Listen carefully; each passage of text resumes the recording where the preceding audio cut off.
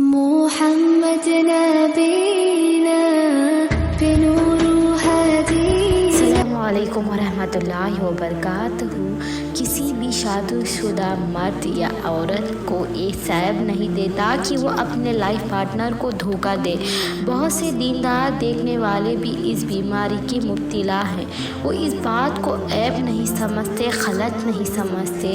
آپ کی روز کی غیر محرم سے بات چیت چاہے موبائل پر ہو یا اسکائپ، واٹس ایپ، فیس بک پر، یہ بات آپ کو تبھی تک کے لیے جائے گی تو ان کی بات سلام ہائی ہلو سے شروع ہوتی ہے اور بعد میں زنا بدکاری تک لے جاتی ہے۔ اپنے ساتھی پر سب سے بڑا ظلم شوہر یا بیوی کا ہے یہ ہے کہ کسی اور غیر محرم کو سے تعلقات بنائے جائے۔ نکاح کے بغیر کسی تعلقات قائم کرنا بہت بڑا گناہ ہے۔ مردوں کو یہ جان لینا چاہیے کہ چاہے سے ان کی بیویاں مکمل طور پر نافرمانی کیوں نہ ہو، یہ بات انہیں اس کام کی ہرگز کی اجازت نہیں دیتا کہ خود کو حرام کرے میں الجھائے، یعنی کہ حرام کاموں میں ڈال دے۔ جب شوہر یا بیوی کو اپنے لائف پارٹنر کسی دوسرے کا تعلقات کا علم ہو جائے تو اس کے دل پر کیا گزرے گی۔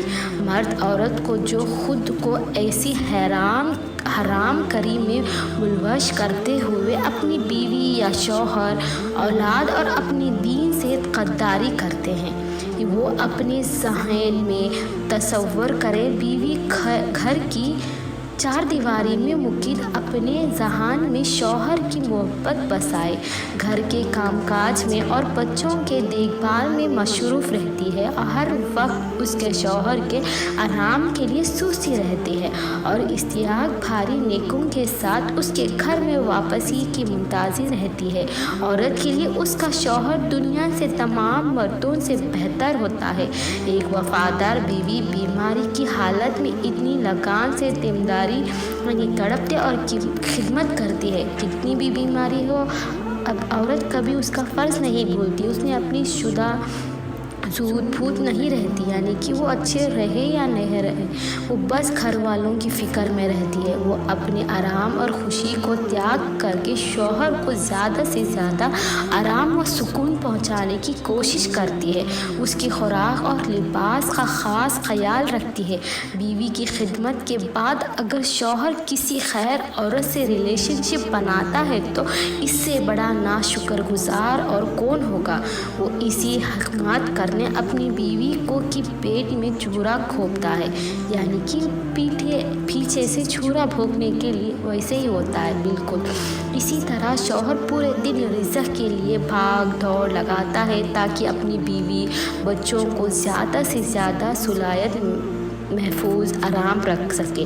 اگر اتنی محبت کے بعد بیوی ایسے کام کرے تو کیا یہ ٹھیک ہے؟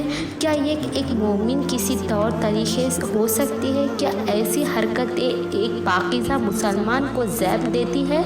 ایسے لوگ اپنی اس حرام کام کی وجہ سے دنیا میں ذلت اور اللہ تعالیٰ کے بارگاہ میں سزا کے حقدار ہیں۔ بے وفائی کا کام کر کے وہ اپنے لائف پارٹنر کا بھی مجرم ہے، غلط مثال قائم کر کے وہ اپنے اس ظلم کے لیے اپنے بچوں کے بھی مجرم ہیں۔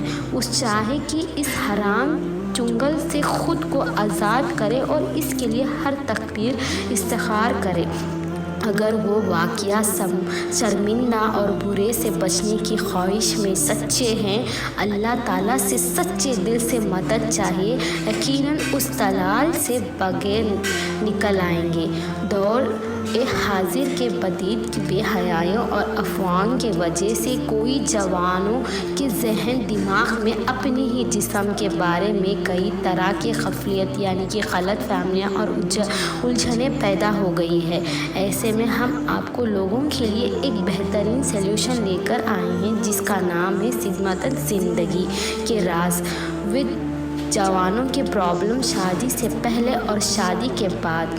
اس لیے اللہ تعالیٰ کوئی بھی گناہ کرنے سے پہلے اللہ کا دل ضرور دل میں ڈالیے۔